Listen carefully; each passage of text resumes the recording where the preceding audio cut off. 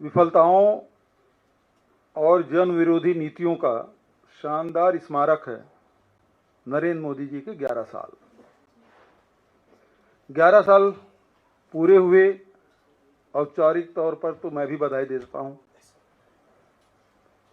शिष्टाचार के नाते बधाई बनता है, लेकिन एक आम आदमी की तरह यदि सोचें, एक कांग्रेस के कार्यकर्ता की तरह मैं सोचता हूं, तो वो शिष्टाचार के लायक भी नहीं है। शुरुआत उन्होंने सपने लोगों को दिखाए और 11 साल पूरे होते होते सिंदूर उजाड़ने तक पहुंच गए। इन 11 सालों में भारतीय जनता पार्टी के नेतागण खूब ढिंढोरा पीट रहे हैं, धुआंधार भाषण दे रहे हैं, लेकिन यदि देखें इन 11 सालों में मिला क्या है, तो एक एक योजनाएं पूरी तरह से विफल और धुआं हो चुका है। मोदी जी की पूरी राजनीतिक यात्रा देखें तो विघटन और विभाजन की राजनीति रही है। 11 साल के इतिहास को याद करिए। सत्ताधारी भारतीय जनता पार्टी ने विघटन विभाजन की राजनीति की और पूरे देश में सभी समाज के लोग असुरक्षित महसूस कर रहे हैं, असुरक्षा की भावना से घिरे हुए हैं और बार बार प्रधानमंत्री जी अपने भाषणों से उसमें घी डालने का काम कर रहे हैं। कभी प्रधानमंत्री जी कहते हैं कि कपड़ों से पहचान हो जाती है, कभी प्रधानमंत्री जी कहते हैं कि पंचर बनाने वाले से उसके पहचान बन जाती है, कभी शमशान और कब्रिस्तान की वो बात करते हैं। आदिवासियों और दलितों पर अत्याचार से वो विचलित नहीं होते। लोगों को अपमान करने में उनको बड़ा मजा आता है। उनके लोग चाहे दलितों को अपमानित करें, प्रताड़ित करें, आदिवासियों को प्रताड़ित करें, महिलाओं को प्रताड़ित करें और तो और सेना के अधिकारियों को भी यदि अपमानित करें तो उनके खिलाफ वो कोई कार्रवाई नहीं करते। विकास की झूठी कथा देश के सामने परोसा जाता है। आंकड़े में हेर फेर करके वो बताने की कोशिश करते हैं कि हमने इतना विकास किया और झूठे आंकड़े वो पेश करते हैं। स्थिति आपने देखा कि किस प्रकार से अभी कुंभ हुआ, महाकुंभ हुआ और बताया गया कि उसमें केवल 31 मौतें हुई, जबकि बीबीसी की रिपोर्ट ये कहती है कि 82 लोगों की मौतें हुई और 26 लोगों को नगद भुगतान करके उसे चुप करा दिया गया। उसी प्रकार से नोटबंदी की घटना आप देखें। नोटबंदी में उन्होंने दावा किया था 500 और 1000 के नोट बंद करके उन्होंने कहा कि काले धन वापस आएंगे। पूरे देश को लाइन में लगा दिया। कितने लोगों की जानें चली गई, कितने लोग के पास पैसा नहीं था, इलाज के बिना लोगों की मृत्यु हो गई। कितने ऐसे नौजवान हैं जो इंटरव्यू के लिए जाना चाहते थे, जाने के लिए उनके पास पैसे नहीं थे। शादी ब्याह तक के रूप प्रभावित हुआ था और उन्होंने कहा था 50 दिन मांगे थे, जिस चौराहे में मुझे खड़ा कर दीजिएगा। 50 दिन क्या, हजारों दिन बीत गए, लेकिन नोटबंदी का फायदा क्या हुआ किसी को पता नहीं। 99.3% राशि रकम आरबीआई में जमा हो गया। ये दावे खोखले हैं कि काला धन वापस आएगा। उन्होंने ये भी कहा था कि नक्सलवाद और आतंकवाद की कमर टूट जाएगी, लेकिन दावे के विपरीत घटनाएं घट रही है। वैश्विक महामारी कोरोना जब आया, तब उसे लड़ने के लिए, कोरोना से लड़ने के लिए न इनके पास दवाई उपलब्ध था, न ऑक्सीजन उपलब्ध था, बल्कि पूरे देश के लोगों को ताली बजाने के लिए, थाली बजाने के लिए, मोमबत्ती जलाने के लिए कहा। 21 दिन का लॉकडाउन उन्होंने अचानक घोषित कर दिया। पूरे शहर के लोग अपने अपने प्रदेशों में लौटने के लिए बाध्य हो गए। इसी दिल्ली में लाखों लोग सड़कों पे थे, बॉम्बे में लाखों लोग सड़कों पे थे। गुजरात से आने के लिए कोई ट्रेन नहीं था, न बस मिल रहा था। पैदल चलते चलते कितने लोगों की जानें चली गई। बिना इलाज के कितने लोग काल कवलित हो गए। शमशान घाट में कतारें लगी थी। गंगा किनारे में लाशें पटी हुई थी। और ये नमस्ते ट्रम्प कर रहे थे उस समय। मध्य प्रदेश की सरकार उनको बनानी थी, इसलिए वो कोई कार्रवाई नहीं कर रहे थे। सेकंड फेज के लॉकडाउन की बात करें तो बिना विचारे लॉकडाउन जो लगाया, उस समय हमारे नेता राहुल गांधी जी ने सचेत भी किया था, इससे दूरगामी परिणाम होंगे, बिना तैयारी के इस प्रकार से न करें। लेकिन कहाँ मानने वाले, कहाँ सुनने वाले। स्थिति देखें कि जो आंकड़े हैं उससे कई गुना ज़्यादा लोगों की मौतें हुई। वैक्सीन लाया गया, वैक्सीन का खूब प्रचार किया गया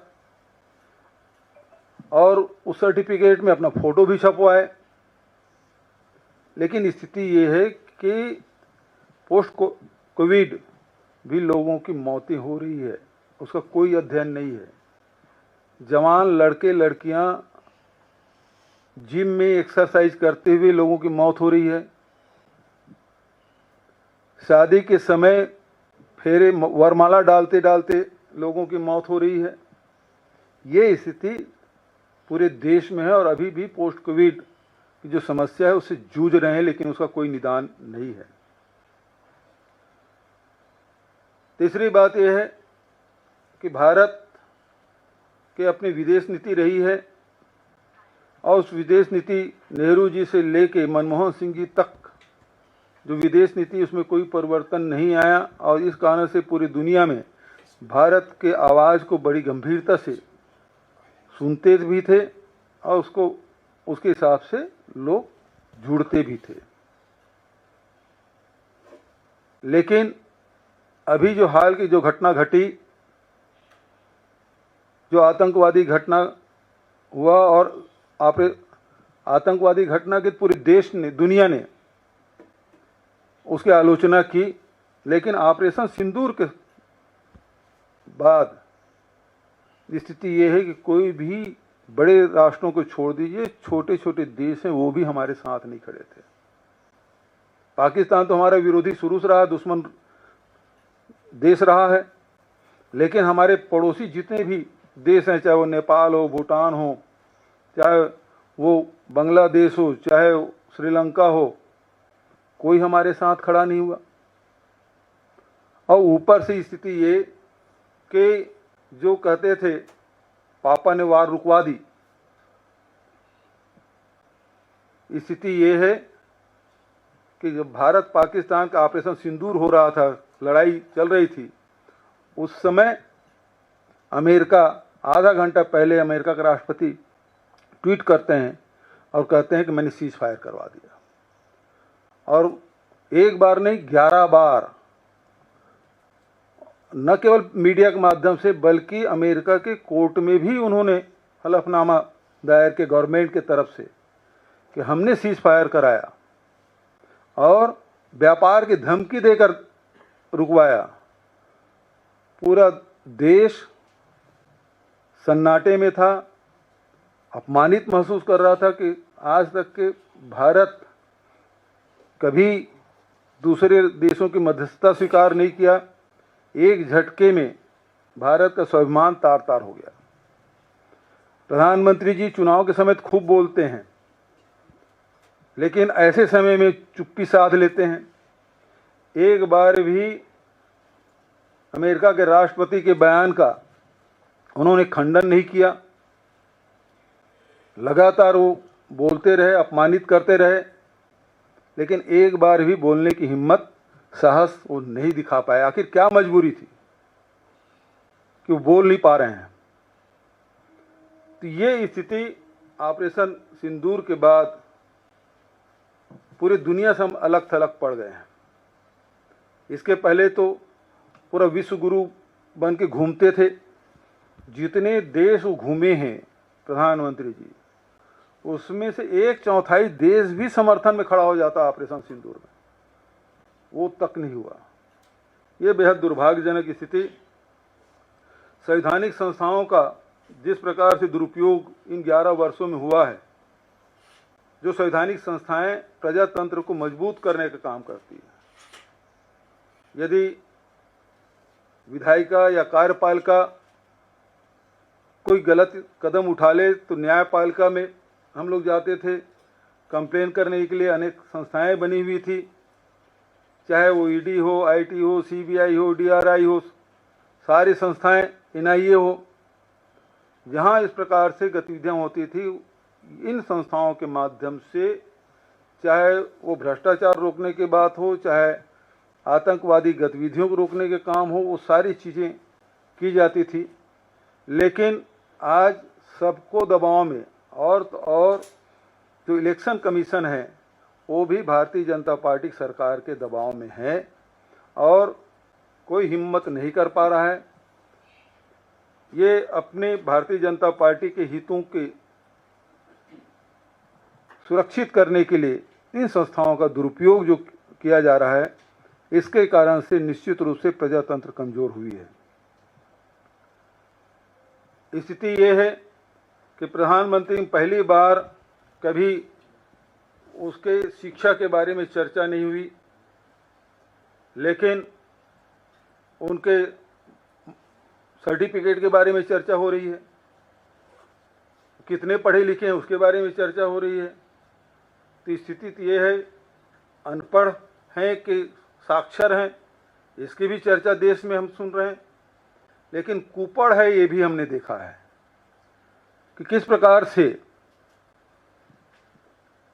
आज वैज्ञानिक युग है, लेकिन नाली के गैस से किस प्रकार से आप खाना पका सकते हैं, चाय बना सकते हैं, इसके बारे में ज्ञान बांटते हुए प्रधानमंत्री जी दिखाई देते हैं।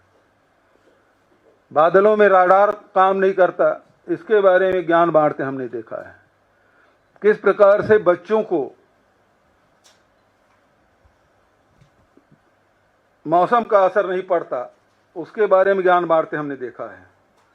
तो इस प्रकार से हमको एक कुपड़ प्रधानमंत्री मिला 11 साल में, और 11 साल में देश का बड़ा दुर्भाग्य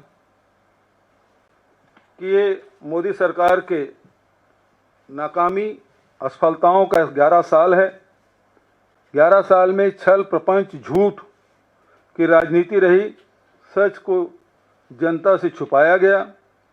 इन 11 वर्षों में अमीर और अमीर होता गया, गरीब और गरीब होते गया। 11 साल में चुनावी चंदा उद्योगपतियों के हाथों से किस प्रकार से लिया गया, सुप्रीम कोर्ट के ने जो निर्देश इलेक्शन कमीशन को दिया और वेबसाइट जारी किया, उससे स्पष्ट हो रहा है कि चंदा दो और धंधा लो, ये इनका रहा है। जो खाऊंगा ना खाने दूंगा, जो भी नारा देते हैं उसके विपरीत वो कदम उठाते हैं। न खाऊंगा ना खाने दूंगा, तो केवल वही खाएंगे, दूसरे खाने नहीं देंगे। चंदा वही भर लेंगे, दूसरे को नहीं देंगे। इस प्रकार से इनकी राजनीति रही। नौजवानों को छला गया। 2 करोड़ रोजगार देने की बात तो उन्होंने की थी, लेकिन अब तो ये है कि रेलवे में भर्ती बंद है, सार्वजनिक उपक्रम बिक रहे हैं, आरक्षण का कहीं पालन नहीं हो रहा है। ऐसे स्थिति इस देश के अर्थनीति से लेकर विदेश नीति में सब कुछ छिन्न भिन्न हो गया है। प्रधानमंत्री जी कैमरा जीवी हैं।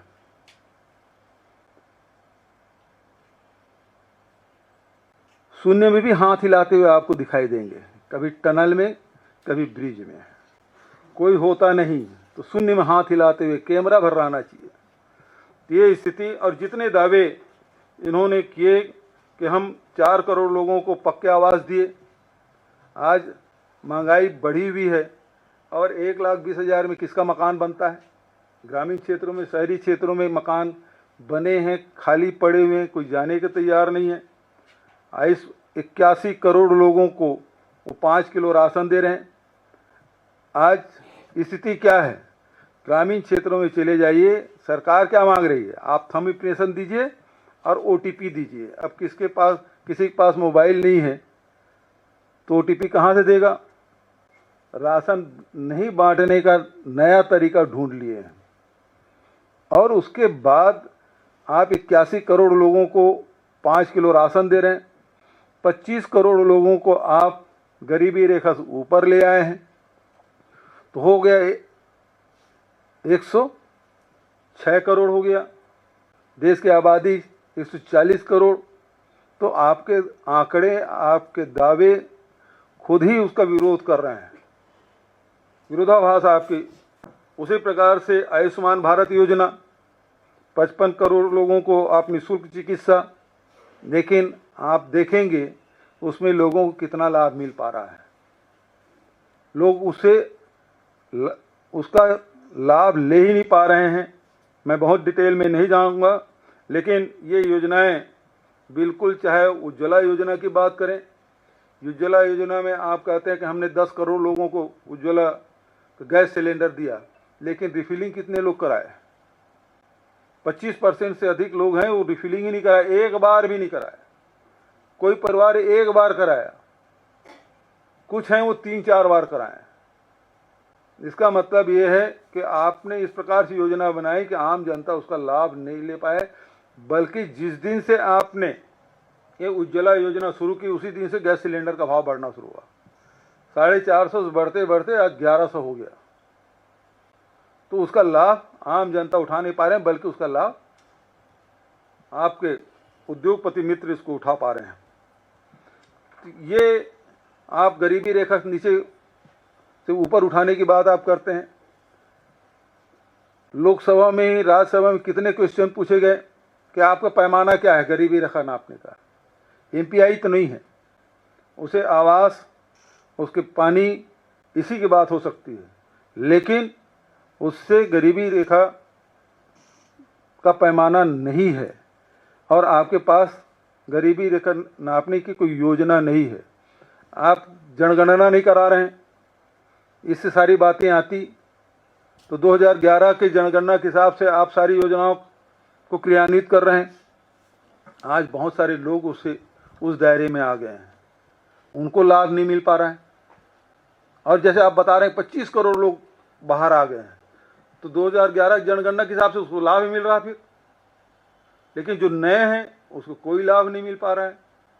दूसरा, उसी प्रकार से महिला आरक्षण की बात आप कर रहे हैं। आप लोकसभा में पारित कर दिए, कब लागू होगा उसका पता नहीं। जनगणना 2027 में होगा, लागू कब होगा? उसी प्रकार से जैसे अभी जाति जनगणना करने की बात करती, लेकिन कब? लेकिन महिला आरक्षण में भी OBC महिलाओं को कोई स्थान नहीं है। जाति जनगणना के बारे में उसका फॉर्मेट क्या होगा, राहुल जी उससे सवाल किए हैं, लेकिन उसका कोई जवाब अभी तक नहीं आया है। आपके सारी किसानों के बारे में कहाँ आय दुगुना करने की बात आपने की थी? कहाँ आपने ये कहा था कि स्वामीनाथन कमेटी की रिपोर्ट लागू करेंगे? आज भी किसान अपने उत्पाद को औने पौने दाम में बेचने के लिए मजबूर हैं। आप हरियाणा में, मध्य प्रदेश में 3100 रुपया में धान खरीदी की घोषणा आपने की थी, प्रधानमंत्री खुद कहा था, लेकिन क्या खरीद रहे हैं वहाँ? क्या लघु उपज की खरीदी हो रही है? क्या मिलेट्स के समर्थन मूल्य में खरीदी कर पा रहे हैं? कहीं नहीं हो रहा है। आप जो कहते हैं कि जो गरीब किसान हैं उसके लिए आपने योजना बनाई, लेकिन आपके आंकड़े बता रहे हैं कि 17% जो किसान हैं उसको जो पहले दिए थे 10 करोड़ समथिंग, अब उससे भी कम हो गया, 17% की कमी आ गई है। आज स्थिति ये है कि देश में किसान, अब चूंकि बारिश मानसून आ गया है, केरल में प्रवेश कर गया है, जून का महीना है, खेती किसानी से जुड़े हुए लोग हैं। डीएपी नहीं मिल रहा है पूरे देश में। डीएपी खाद जो किसानों को सबसे प्रिय खाद है, जो किसान सबसे ज़्यादा पसंद करते हैं, डीएपी और यूरिया, तो आप डीएपी उपलब्ध नहीं करा पा रहे हैं। कई राज्यों में आपको बीज उपलब्ध नहीं करा पा रहे हैं। तो आप कृषि को हतोत्साहित करने का काम कर रहे हैं। फसल बीमा योजना, आप अपने मित्रों को लाभ पहुंचा रहे हैं। 30% कृषि ही इसमें कवर हुआ है और बीमा की राशि भी 6 महीने से 12 महीने मिलने में लग रहा है। अभी कितने ही राज्यों में ओले गिरे, बेमौसम बारिश हुई, उसमें फल सब्जी गर्मी फसल बर्बाद हुआ, बीमा का कोई लाभ नहीं मिला है। तो आप जो जितनी भी योजना आप बता रहे हैं, शौचालय की बात आप करते हैं, जिन जिलों को, जिन गांवों को आपने ओडीएफ प्लस घोषित किया हुआ है, आज भी खुले में शौच करने के लिए मजबूर है। कारण बहुत सारे हो सकते हैं, लेकिन महत्वपूर्ण कारण ये है कि पानी की कमी। आपने शौचालय तो बना दिया, पानी है ही नहीं। यदि मैदान में जाते हैं तो 1 लोटा पानी लगेगा, लेकिन यदि आप टॉयलेट में जाते हैं तो 5 लीटर पानी लगेगा आपको। पानी है ही नहीं। उसी प्रकार से नल जल योजना भी आपका असफल साबित हुआ। नल जल योजना, टंकी तो बन गया, पाइपलाइन बिछा नहीं, पाइपलाइन लग गया तो टोटी नहीं, टोटी लग गया तो उसमें हवा निकल रहा है, पानी नहीं आ रहा है। आज भी गांव में टैंकर चलाने के लिए बाध्य हो गए, क्योंकि नए ट्यूबवेल हो नहीं रहे, क्योंकि नल जल योजना आपने शुरू कर दी।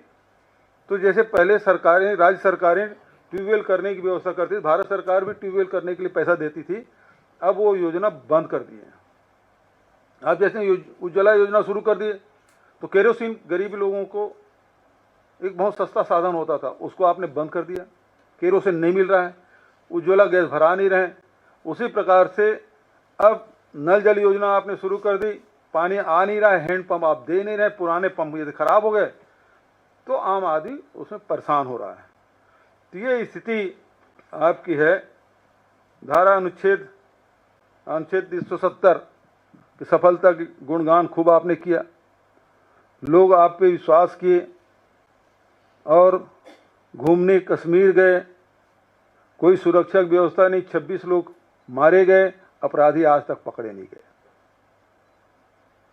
मैंने पिछले पत्रकार वार्ता में प्रश्न कर दिया था, आपके प्रश्न से उत्तर मैंने दिया था कि सिंदूर ऑपरेशन कितना सफल। मैंने ये उत्तर दिया कि 4 आतंकवादी नहीं पकड़े गए हैं, तो इसको सफल कैसे मानेंगे। सुरक्षा व्यवस्था नहीं थी, क्योंकि वहाँ वो केंद्र शासित राज्य है, इसलिए सारी जिम्मेदारी केंद्र सरकार की है, चाहे पुलिस व्यवस्था हो, चाहे सुरक्षा व्यवस्था हो। चूंकि कश्मीर है इसलिए अर्धसैनिक बल भी है, सेना भी है, सब कुछ है। हमसे सवाल करते हैं कि आपने मुंबई आतंकी हमले में क्या किया, तो उस समय हमने एनएसजी उतार दिया था।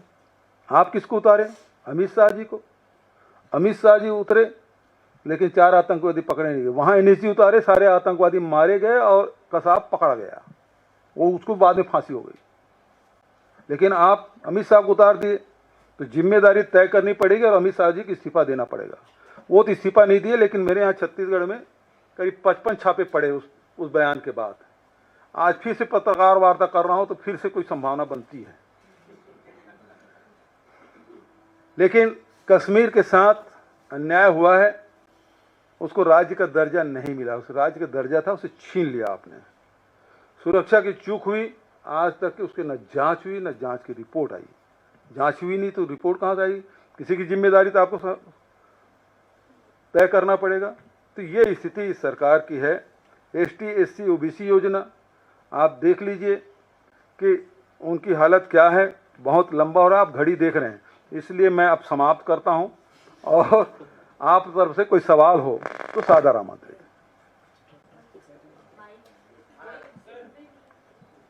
सरकार का ये दावा है, बीजेपी अध्यक्ष जेपी नड्डा ने प्रेस कॉन्फ्रेंस किया था 11 साल पूरे होने पे। उन्होंने कहा 25 करोड़ से ज़्यादा लोग जो है वो गरीबी रेखा से नीचे आए, गरीबी रेखा से बाहर आए हैं। पैमाना क्या है?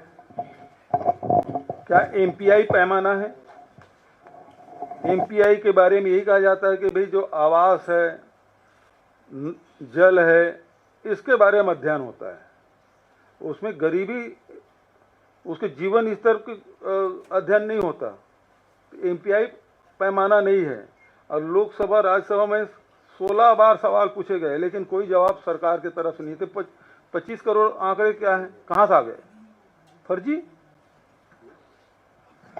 सर, क्योंकि आपने पहलगाम की आतंकी हमले का जिक्र किया और आपने आर्टिकल 370 का भी जिक्र किया, आपका क्या है आर्टिकल 370 को के पे कहना? और आपको लगता है कि कहीं ना कहीं जम्मू कश्मीर में जो सरकार बोलती है कि सुरक्षा और हालात बदल गए हैं, उसमें कहने में और करने में बहुत बड़ा फर्क है?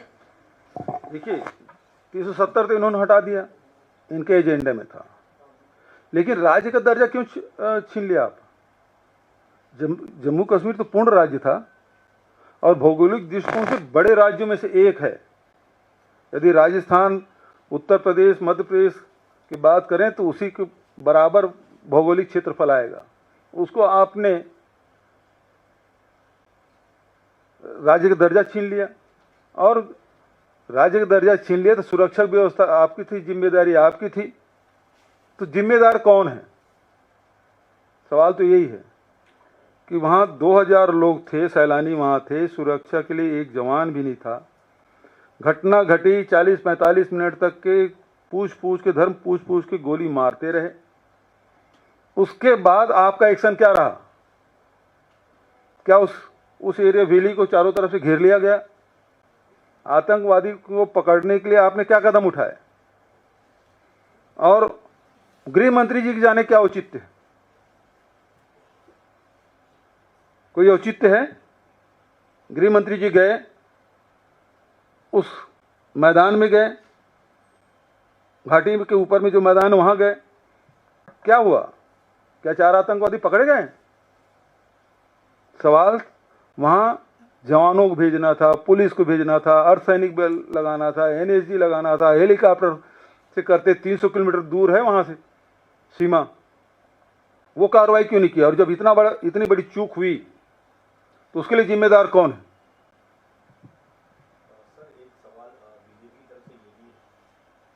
ये भी कहा जा रहा है बीजेपी की तरफ से कि आप 11 साल की उपलब्धियों को नाकामियों के तौर पर गिना रहे हैं, लेकिन उस बात का जिक्र नहीं कर रहे हैं इन 11 सालों में जातिगत जनगणना का ऐलान भी सरकार ने कर दिया है। टाइमलाइन भी आगे 2027 से शुरू भी हो जाएगा। ये इसलिए आप बात नहीं कर पा रहे हैं क्योंकि आपका मुद्दा जो है वो एक तरीके से बीजेपी ने छीन लिया है। दूसरी बात ये कह रही है बीजेपी कि आप अपने राज्यों में से इम्प्लीमेंट करने की बात करते थे, आपने तेलंगाना का तो कर दिया, लेकिन कर्नाटक और हिमाचल में अभी तक जो है उसको इम्प्लीमेंट नहीं कर पा रहे। आपकी टाइमलाइन नहीं बता पा रहे हैं और आप सरकार की टाइमलाइन पर सवाल उठा रहे हैं, जबकि उन्होंने तारीख तक बता दी है। भारतीय जनता पार्टी के ये है ना, पूरा खाली है ऊपर। उसको केवल धर्म जाति लड़ाने के अलावा उसमें मास्टरी है। कैसे जातियों में लड़ाना है, कैसे धर्म में लड़ाना है, इनके उसकी मास्टरी है। लेकिन योजना कैसे बनाना, उसको लागू कैसे करना, उसमें वो जीरो है। मुख्यमंत्री के रूप में मोदी जी जीएसटी का विरोध करते रहे, और सरकार में आए तो क्या किया? केंद्र में आए तो जीएसटी लगाया और आधा रात को लोकसभा में पारित कराया। दूसरी आजादी तो जीएसटी को उस समय विरोध कर रहे थे, अब क्यों? दूसरा, उन्होंने कहा कि जैसे जैसे रुपये का मूल्य गिरता है वैसे वैसे प्रधानमंत्री की प्रतिष्ठा गिरती है। अब क्या हो रहा है? तीसरा, अब जाति जनगणना की बात आपने कही। इसके पहले भारतीय जनता पार्टी के नेताओं को बयान देख लीजिए और प्रधानमंत्री को बयान दीजिए। वोट लेने के लिए तो कहते थे मैं भी पिछड़े वर्ग का हूं, मैं अति पिछड़े वर्ग का हूं, वोट लेने के लिए। और बयान क्या देते हैं? इस देश में 2 ही जातियां हैं, एक गरीब, एक अमीर। राहुल गांधी जी लगातार जाति जनगणना की बात करते उपहास उड़ा रहे थे। जब देश में माहौल बना जाति जनगणना का तो उन्होंने घोषणा कर दी, लेकिन जो राहुल गांधी कर रहे हैं, जाति जनगणना केवल एक कॉलम जाति के लिख देने से काम नहीं चलेगा। उसे उस व्यक्ति के, उस परिवार के, उस जाति के सामाजिक, शैक्षणिक, आर्थिक, राजनीति में उसकी हिस्सेदारी, सरकारी नौकरी है या प्राइवेट नौकरी, ये सारी चीज उसमें आना चाहिए। तो आर्थिक स्थिति, सामाजिक स्थिति, राजनीतिक स्थिति, इसका भी आकलन उस जाति जनगणना में होना चाहिए। क्या सरकार इस अपने फॉर्मेट में इस कॉलम को जोड़ रहे हैं? तो सरकार तो ये है कि राहुल जी चला रहे हैं कि भारतीय जनता पार्टी वाले चला रहे हैं? राहुल जी कर रहे हैं, वो कर रहे हैं।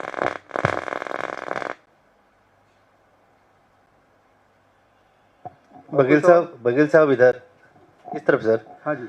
मोदी सरकार ने अपने 11 साल के कार्यकाल की एक बड़ी उपलब्धि नक्सलवाद के खात्मे की तरफ बताया और बार बार गृह मंत्री इस बात को, हाल फिलहाल उन्होंने कई बार इस बात को कहा है कि 2026 तक देश को नक्सल मुक्त कर देंगे। आप एक ऐसे प्रदेश के मुख्यमंत्री भी रहे जहां बहुत ज़्यादा नक्सल प्रोन एरिया है। क्या आपको लगता है कि वास्तविकता आज के तारीख में ये है कि धीरे धीरे देश से नक्सलवाद और एक्सट्रीमिज्म जो है खत्म हो रहा है, और ये जो डेडलाइन दिया है क्या ये व्यवहारिक है कि 2026 तक देश नक्सल मुक्त हो पाएगा? देखिए, नक्सलवाद तो एक रेड कॉरिडोर था। आपने देखा होगा कि नेपाल से चलते हुए आपको केरल तक के वो रेड कॉर्नर बनाए थे, लेकिन बिहार में नक्सलवाद समाप्त है, झारखंड में भी बहुत कमज़ोर हो चुका है, छत्तीसगढ़ में पहले से सिमटा हुआ है, तेलंगाना में कोई घटनाएं नहीं होती, उड़ीसा में भी अब सीमित हो गए हैं, मध्य प्रदेश के कुछ हिस्से में दिखाई देते हैं, महाराष्ट्र में कुछ हिस्से में दिखाई देते हैं, गढ़चिरौली और चंद्रपुर का इलाका। लेकिन सवाल इस बात का है कि जब आप डेडलाइन आपने तारीख तय कर दी, लेकिन इसकी सारी योजनाएं उस प्रकार से हुई क्या? 2022 में सबके पास आवास हो जाएगा, हुआ? नहीं हुआ। तो ऐसी बहुत सारी घोषणाएं लोग करते रहते हैं। लेकिन आज जो छत्तीसगढ़ में हो रहा है उसके बारे में जानकारी दे रहा हूं। राहुल जी ने मुझे भेजा हुआ था, मैं 3 दिन वहां रह के आया भी था।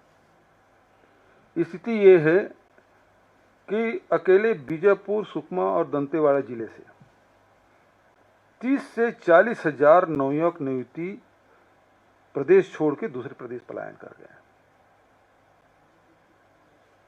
उसका कारण है जबरिया उन लोगों को चिन्हित करके या तो पुलिस एफआईआर कर रही है उनके खिलाफ बिना कोई कारण के, या एनआईए एफआईआर दर्ज कर रही है, एनआईए केस बना रही है।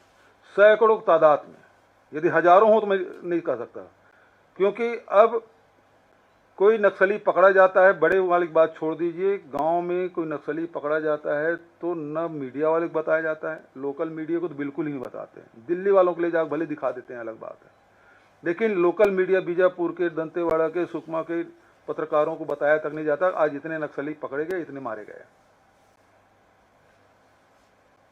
तीसरी बात यह है, एनआईए की कार्रवाई ये हो रहा है कि पिछले 1-1.5 साल से जब से सरकार बदली है तब से एनआईए की गतिविधियां बढ़ी है और सैकड़ों की तादाद में केस बनाए हैं, और 15 केस ऐसे हैं जिसका फैसला हो चुका है और वो बाइज्जत बरी हो गया।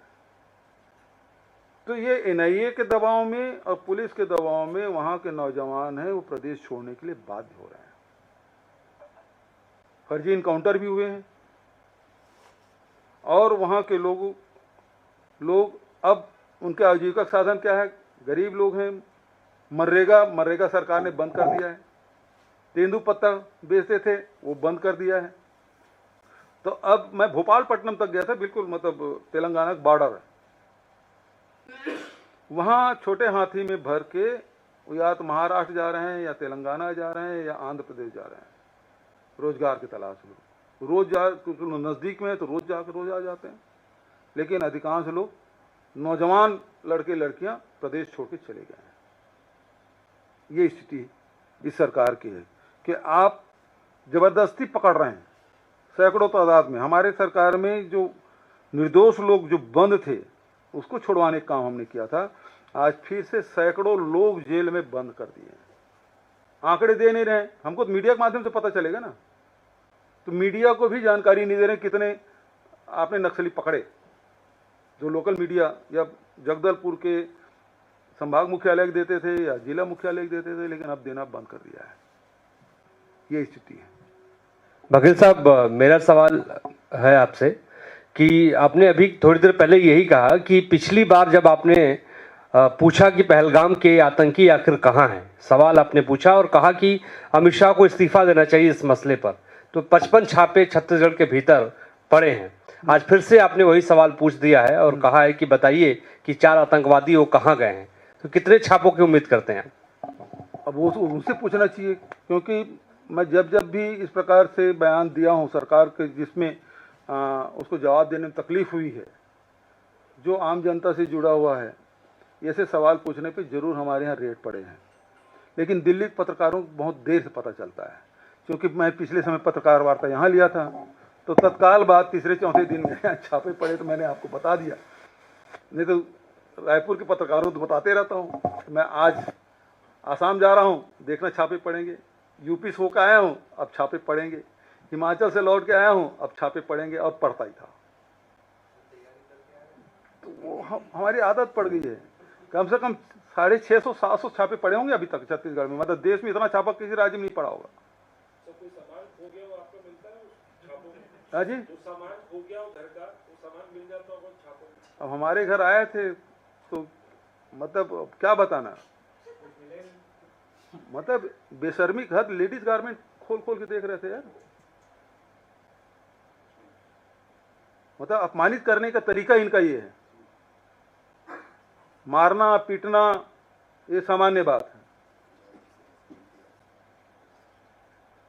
उनके परिवार वालों को पीटना। मतलब स्थिति तो ये है, एक मुझे जानकारी है, एक व्यक्ति को उनके कहे अनुसार बोलने के लिए उसके पेशाब नली में रस्सी बांध दिया था।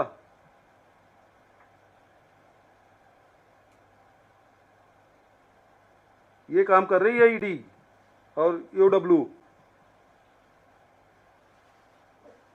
जैसे गन फाइट में आप कुछ भी करा सकते हो, इस प्रकार से प्रताड़ित करके भी कुछ करा सकते हो। ये स्थिति है हमारी छत्तीसगढ़ में। भूपेश जी, सरकार जहां 11 साल की अपनी उपलब्धियां पेश करते हुए कहती है कि जो है भारत दुनिया की चौथी सबसे बड़ी अर्थव्यवस्था बन गया है, वही अगर प्रति व्यक्ति आय की बात करें तो टॉप 10 में हम सबसे नीचे नंबर पे हैं। टॉप 10 क्या, आप बांग्लादेश से भी पीछे हैं, जिसको हमने आजाद कराया, नया देश बनाया, उससे भी हम पीछे हैं। आप इंडेक्स में देखेंगे तो कहीं नहीं टिकते। किसी भी सूचकांक के आप देखेंगे, आप कहीं नहीं है। कोई भी मानक में आप खरे नहीं उतर रहे हैं। सर, एक क्वेश्चन है कि कल बीजेपी ने कहा था कि कांग्रेस के शासनकाल में अगर 1 रुपया दिया जाता था तो गरीबों के खाते में 25 पैसे पहुंचते थे, लेकिन अब हमने 44 लाख करोड़ रुपए सीधे गरीब और जरूरतमंदों के खाते में डायरेक्ट पहुंचाए हैं। ये हमारी उपलब्धि है। एक डायरेक्ट जो पैसा देने के जो है ना, इसका भी विरोध ये लोग किए थे और गलत व्याख्या कर रहे हैं। राजीव जी ने कहा कि हम दिल्ली से भेजते हैं, वो राज्य सरकार के जाता है, वो राज्य सरकार फिर संभाग में भेजते हैं, जिले में भेजते हैं। तो जितने भी हमारे जिस एजेंसी जाते हैं तो अपना जो खर्चा होता है वो काटते हैं। भाई कोई इंजीनियर लगा है, कोई सब इंजीनियर है, तो तनख्वाह भी उसमें शामिल हो जाता है। करते करते होता है कि 15 पैसा पहुँचता है। इसलिए राजीव जी ने कहा था, अब वो गलत व्याख्या कर रहे हैं। एक सवाल है सर, ये छत्तीसगढ़ में कांग्रेस के एक पुराने नेता थे अरविंद नेताम, जो अभी है भाई 2023 चुनाव से पहले वो छोड़ दिए थे। हाँ। तो अभी हाल ही में वो आरएसएस मुख्यालय में जाके एक प्रोग्राम में वो पार्टिसिपेट भी किए। तो कांग्रेस का जो हमने टैली देखा था पेस 18 और 23 के बीच जो ट्राइबल डिस्ट्रिक्ट है छत्तीसगढ़ में, उस कांग्रेस का टैली नीचे आया था। तो अरविंद नेताम का अभी आरएसएस मुख्यालय में जाके स्पीच देना, पार्टिसिपेट करना, इससे आपको लगता है कांग्रेस का जो ट्राइबल पॉलिटिक्स में होल्ड है, कोई इम्पैक्ट होगा उसमें? देखिए, अरविंद नेताम जी अभी आरएसएस मुख्यालय में आने के बाद मतांतरण की बात उन्होंने कही। मतांतरण बहुत हो गया। मैं तो अरविंद नेताम जी से पूछना चाहता हूं कि आपने राजनीतिक मतांतरण कितने बार किया है? पहले कांग्रेस में थे, फिर बसपा में गए, फिर भाजपा में गए, फिर कांग्रेस में आए, फिर अब तो बीजेपी नहीं आरएसएस वाले हो गए। तो राजनीतिक मतांतरण आप कितने बार करेंगे? आदमी मतांतरण एक आध बार करता है, लेकिन ये तो कितने बार कर लें उसके बारे में क्या चर्चा करना। धन्यवाद।